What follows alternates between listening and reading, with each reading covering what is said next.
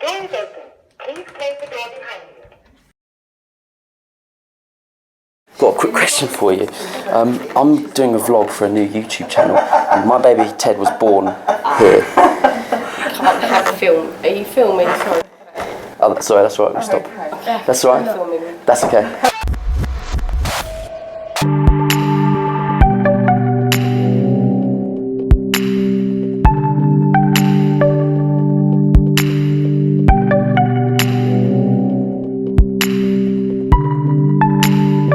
Come back to the hospital where Ted was born to tell you about the labour experience, about my labour experience, and in fact that window just there is the very room that Ted was born in, and we're parked in the same space, so I really am reliving that night. That's my goal, and I'm going to take you with me, and we're going to try and get into that room and see how far we get. The hospital security might suggest otherwise, but we'll see how far we can get.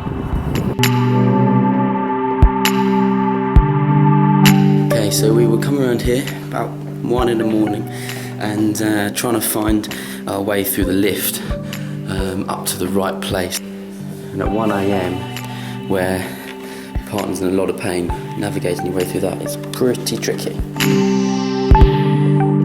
Okay, I think this is triage, and that's where we went to get everything assessed. Yeah, antenatal triage. Okay, so this was the triage room where we came to get assessed, and Jen spent a little bit of time on this bed and was being examined, and people were checking her over and things. And I remember that it was this machine where her contractions were being measured, and they were just huge, these huge spikes, and she was in so much pain because Ted was back to back that I just couldn't even begin to imagine what she must have been going through. And I remember there was nothing I could do to help her, nothing I could do to take the pain away. And I rubbed her back, and then she didn't want me to rub her back, and then I got her a cold flannel, and she didn't want a cold flannel. It's just one of those things where you can't really do anything to make it better, but just being there and being supportive was enough for her. And, but it does make you feel a little bit isolated. Makes you feel a little bit like you. Like you're redundant, like you've got nothing to offer. I wish that I could have done it for her.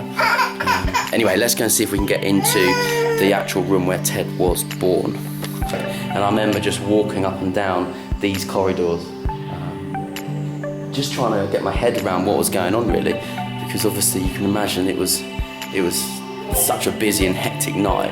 What I was going to ask was, is there any way I can dive into the room he was born, just for 2 minutes? You're in the waiting room. Yeah, thank you. Okay, so that wasn't a no. We're in the waiting room, and she's gone to find out whether we can get in the room, which I think was free. So we'll see whether I can get in there or not. Right, so this is the room where Ted was born. It was that bed, it was that bath, it was that lovely scene on the wall, and wow, this is really weird, just bizarre.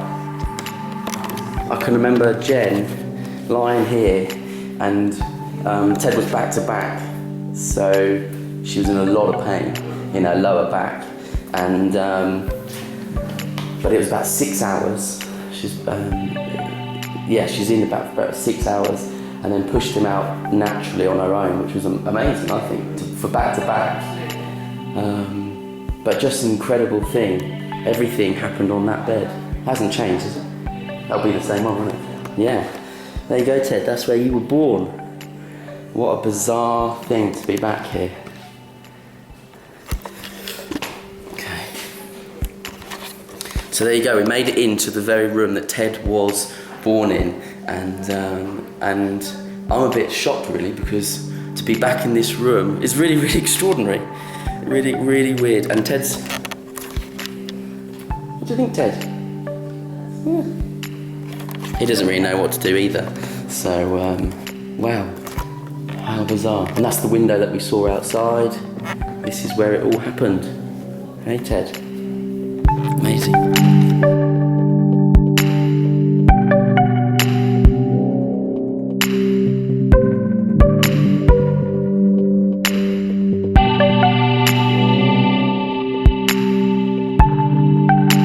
I cannot believe that I made it into the exact same room that Ted was born in. I mean, firstly, I'm surprised it wasn't being used, but secondly, that they even let me. And so I'm really privileged and really honoured to be able to go back in there. It's actually got me a little bit emotional, just thinking about it, because he's having fun down there.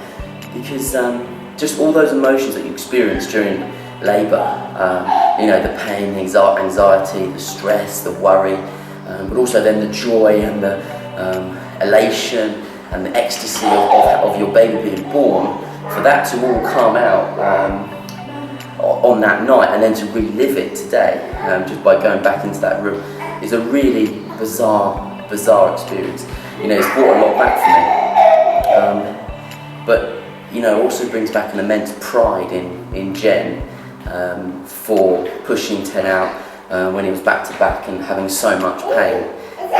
You know, I can't imagine what that must be like, but she did an amazing job. And yeah, just I'm so proud of her. So to be back there was really special. Ted's having a whale of a time in these corridors, but he hasn't even got a clue that he was here 15 months ago, nearly to the day, being born. And here he is.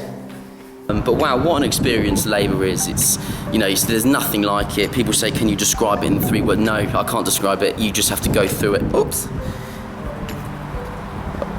You're right.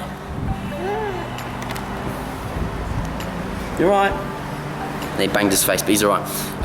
Yeah, you cannot describe it. You just got to experience it. You can't do anything remotely similar to it, and you won't do anything remotely similar to it. And then just this beautiful, wonderful creature that you've never met before, but instantly love so much, just arrives. It's, you know, you cannot get your head around it. You cannot comprehend it.